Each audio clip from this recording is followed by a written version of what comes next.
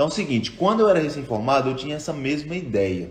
Tá? Vocês podem até colocar nos comentários aí se você já teve ou tem essa ideia de que ainda falta você ter muita coisa, muito equipamento, muita estrutura para você começar na consultoria ambiental. Se você tem essa ideia também, coloca aqui nos comentários só para a gente se comunicar, interagir aqui, tá bom?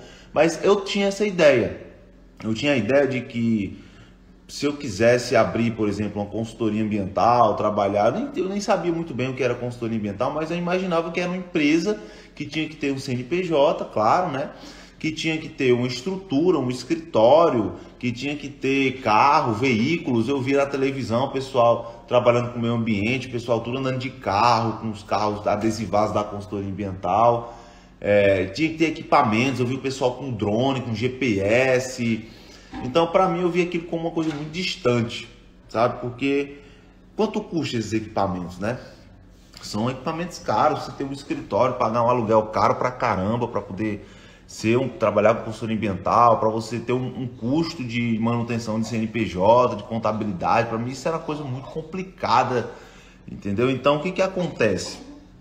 Eu tinha essa ideia.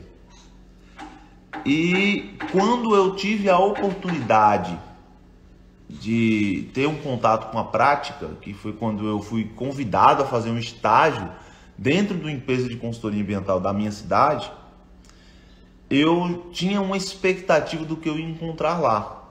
Qual era a expectativa do que eu ia encontrar lá? Quando eu fosse fazer a entrevista, né? Primeiro eu fiz uma entrevista. Então qual foi a expectativa? A expectativa foi que eu ia chegar numa empresa que ia ter uma estrutura boa, era uma empresa que estava há 3, 4 anos no mercado já. Então eu esperava que eu ia encontrar vários equipamentos, encontrar drones, encontrar vários GPS, e encontrar até equipamentos que eu não conhecia, né? Equipamentos que eu conheci só na faculdade, que a gente fazia algumas práticas, né? Eu esperava que eu ia encontrar carro da empresa, 2, 3 carros para trabalhar naquela consultoria.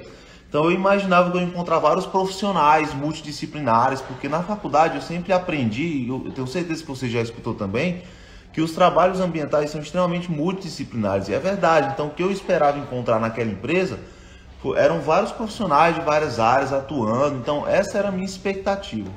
Só que quando eu cheguei naquela empresa para fazer o estágio, o que eu encontrei foi o meu primeiro baque, já de cara, tá?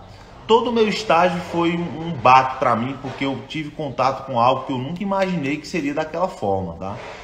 Porque a primeira vez que você tem contato com a prática é realmente muito inesquecível para você que só viveu dentro da teoria da faculdade. Isso é bem interessante da gente discutir também. Eu vou falar muito isso durante essas lives de aquecimento. Mas quando eu cheguei lá, o que foi que eu vi? Eu vi uma pessoa que não era nem formada na área ambiental, que era estudante da área ambiental, como gerente daquela empresa. Eu vi uma sala que não é muito maior do que a sala que você está me assistindo agora. Então olha ao redor aí, não é muito maior, eu tenho certeza, talvez a sua sala que você esteja assistindo agora seja maior do que a sala que eu encontrei lá. Um computador que não é um computador diferente do computador que você tem provavelmente. E, enfim, e o pessoal trabalhando lá, tinha um gerente, tinha um estagiário lá também. E o pessoal lá trabalhando no computador, uma mesa comum, um birô com um computador em cima. Foi isso que eu vi lá. E quando eu fiz a entrevista, isso ainda ficou ainda mais... eu tive ainda mais surpresa, porque era isso. A empresa não tinha nenhum carro, para vocês terem uma ideia. Então, a empresa que atuava no mercado há 3 anos, que tinha clientes, que tinha serviços, faturava, fechava contratos, e é o ambiente mais simples possível.